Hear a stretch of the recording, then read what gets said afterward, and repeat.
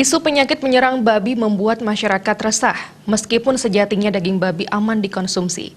Di pasaran harga daging babi tetap stabil, namun di sejumlah peternak harga daging babi justru anjlok. Babi merupakan salah satu andalan masyarakat Bali di sektor peternakan.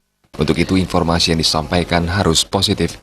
Ketua DPRD Gianyar Wayan Tagalwinarta menyatakan isu penyakit yang menyerang babi sangat merugikan peternak. Stabilnya harga daging babi di pasaran tidak sesuai dengan harga babi di tingkat peternak. Kondisi ini hanya menguntungkan salah satu pihak. Untuk itu diharapkan pemerintah bersama masyarakat turut menyelamatkan harga babi di tingkat peternak. Babi adalah salah satu andalan Bali.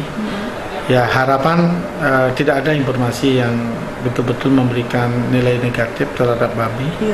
Dan kalau memang itu ada, ayo kita sikapi bersama. Karena peternak babi ya bisa menjerit. Situasi memang di pasaran harganya masih normal, tapi kalau informasinya lebih banyak ke negatif, itu kadang-kadang menghandukkan harga. Ini sudah biasa. Kalau isu biasanya kadang-kadang itu disebarluaskan. Ya ini kadang-kadang menguntungkan spekulan atau tengkulak. Oleh demikian ya, ayo pemerintah bersama-sama bagaimana juga membantu para petani, para peternak agar harga babi di pasaran tetap normal.